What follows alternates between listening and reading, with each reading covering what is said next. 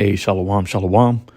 First and foremost, I want to give all praises, honor, and glory to Yahweh, Bahashem, Yahweh Shai, Bahashem, Ruach HaKodesh, and double honor to the apostles and elders of Great Millstone, and peace, love, salutations, and blessings to the house of David, which is the elect. And I just wanted to, share a dream that my son had told me today, really out of nowhere, because he said that he had this dream about, over a month ago, and he kept forgetting to tell me, that he had the dream. Now, I'm with my son, half the week. He spends, half the time with his mom's, and then other half he's with me. So he's had plenty of opportunities to tell me this dream, but he just kept forgetting to tell me, which I take as actually being spiritual, because earlier this week, or maybe it was last week, I was just thinking about how Lord speaks in dreams, visions, and how I haven't really had a dream as of late. Sometimes I get them in waves. But then, other times it's like, you don't get any. So I was just thinking about that, like I said, either earlier this week or last week. And, I had thought to myself, I wonder if, my son ever gets dreams, or has had any dreams, lately. But, I just left it alone, and, I haven't really brought it up, or I haven't really thought about it. So, he randomly told me when I picked him up from school today that he had a dream that he's been meaning to tell me. And so I asked him, when did he have the dream? He said it was after Passover. Okay, so I asked him when he had it, and because he said initially he had it late February, early March. And he's not really good with like time frames. So I had asked him, was it before or after Passover? Because, he was with me during Passover, and he said that he had it after Passover. So it had to be, mid-March. So I would say, probably a little bit over a month ago, he had the dream. So in the dream, he told me that what happened was, and immediately, when he was telling me, and like I knew it was a vision, because like I said, he's he's not really good with time frames, and B, he's not good with memory. There's been times where I've asked him, what'd you do over the weekend, with his mom, and he can't even give me details on, what he did. But, for him to remember this dream, from a month or over a month ago, I definitely perceived it to be a vision from, Yahweh Bahashem Yahweh Shai. So, that's why I wanted to share it. So he told me in the dream, he was getting dropped off, to my old house, where I lived, by his mom. And, I met him in the parking lot, which, was a typical arrangement that we had back where I used to live. And, when, I met him in the parking lot, of my complex, he said, the sky turned, really, really dark blue, and the moon, turned into a what did he call it? Hourglass watch. So not an hourglass watch, but an hourglass, time clock, whatever. So he said the moon had turned into a hourglass, timer. And as he was looking at it, he said that as soon as it turned into the hourglass timer, the earth, he said it was like a shock wave, that the earth turned into like the earth basically had like a earthquake, but he called it a shock wave. And when that happened, he said that, I looked up, and I was like, finally, the time has come, and I said, a judgment day, is finally come. And I had told him in his dream, he said that I had told him to start praying. And, so he said he got down on his knees and, he started to pray, but he said he couldn't remember exactly what he was saying when he started to pray. And he said that his mom was there, and his mom, started to look, really confused, confused onto what was happening. And she was scared. Now, me and her, long story short, we don't got the best of a relationship. So, that part was very interesting to me. The fact that he said that she, started to, she looked confused and scared. And he said that on my face that I looked very serious, but also happy at the same time. And so he said that the hourglass, continued to, go down, like the sand in the hourglass continued to go down. And the skies, right, the heavens got really, really dark blue. And then he said that once the hourglass finished going down, there was an explosion and everything, turned white. OK, and he said once that happened, he woke up from the dream.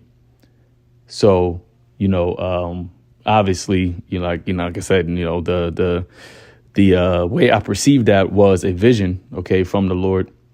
All right, because the fact that it happened, around the Passover time. Now, he said that when he had the dream, he was at his mom's house when he had the dream. So that's why he kept, forgetting to tell me. And he said he didn't, tell his mom the dream because he didn't think she would, she would just call him like, crazy or say, oh, that's a crazy dream. But, he finally remembered about the dream, and he told me today about it. So, like I said, I just found it really interesting that he had that dream, and the fact that he said that when it happened, I called it, I said, the judgment day was finally here.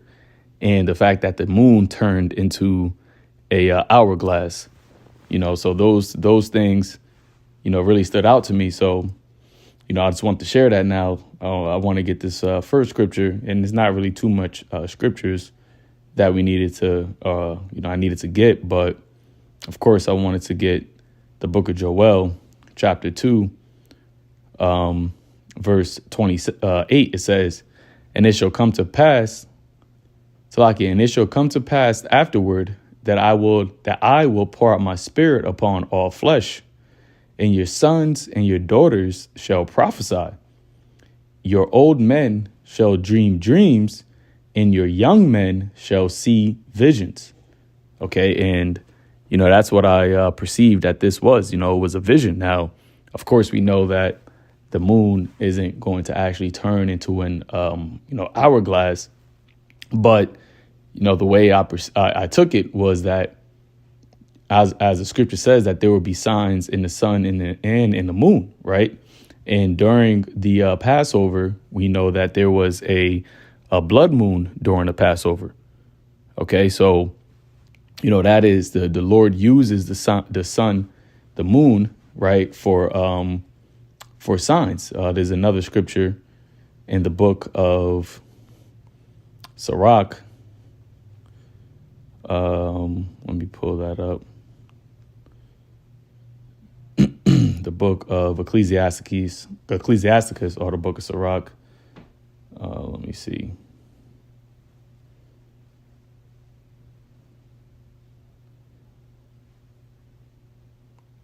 Ecclesiasticus chapter 43, verse 6. It says, he made the moon also to serve in her season for a declaration of times and a sign of the world. Okay, so the moon was created, for a declaration of times and of a sign of the world. Okay, so now in his dream, you had the moon turning into a hourglass, and the sand in the hourglass was falling. And he also said that every time like the sand would fall, there would be like a loud ding, right? Or, some type of alerting warning sound. Okay, so, that was something that was interesting. And of course, the fact that, I told him, hey, it finally is here. The judgment day is finally is here. And, after all of the sand fell in the hourglass, there was a great explosion, and also the earthquake, right? All these things, is all prophetic. OK, these are all prophetic. And, these aren't things that I typically have talking to my son about. He's probably have overheard me, speaking to, brothers about it while, we were in the car in the house. But, for the details of what he's speaking of, it isn't something that I've said verbatim, to him or in his presence. So that's why I said that this is definitely a vision, from Yahweh Ba'ashem Yahushai, which we read in Joel, that the Lord was going to pour out his spirit upon the young men and they shall have visions. See? And so when you go to Revelation, the 6th chapter, Revelation chapter 6, verse 14. Slakia, let me just go straight to the point. Where is it? It was a great earthquake. Let me just pull it up like this. Revelation chapter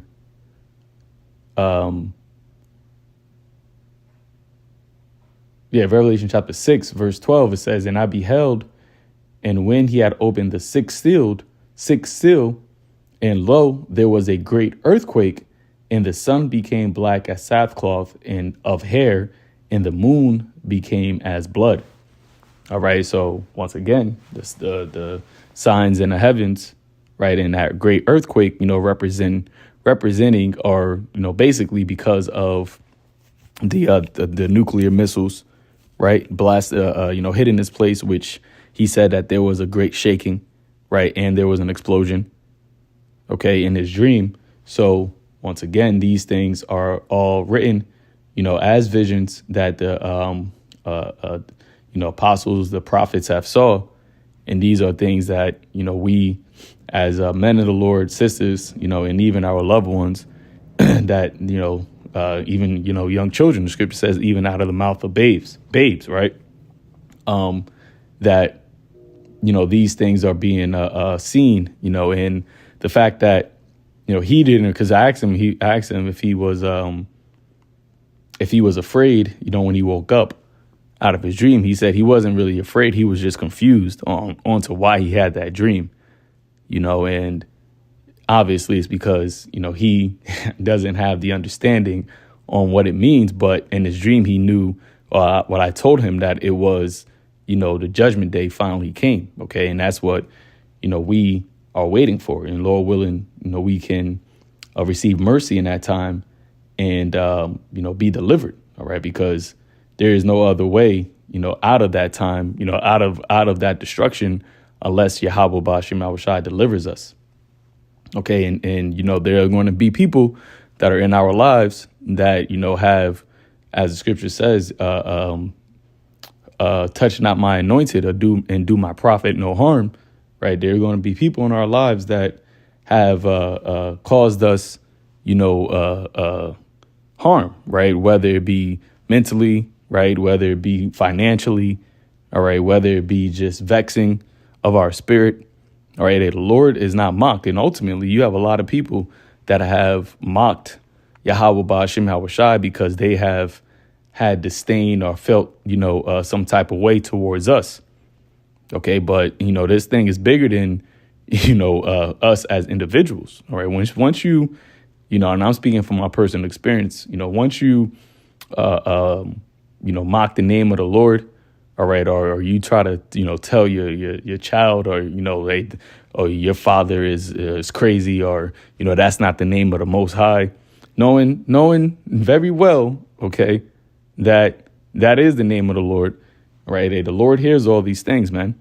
And when that time comes, you women that have, done evil, to the men of the Lord is going to have you put to shame. And the fact that in that dream, I was present with her and she was confused and scared in that moment.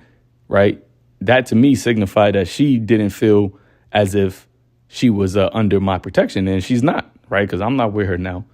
Okay. And so, hey, the Lord and the little scripture says in the book of Micah that, we're going to see, right. The let me pull it up. Micah chapter, was that 7? Yep. Micah chapter 7, verse 10. Then she that is mine enemy shall see it, and shame shall cover her, which said unto me, where is Yahweh thy God? My eyes shall behold her. Now shall she be trodden down as the mire in the streets.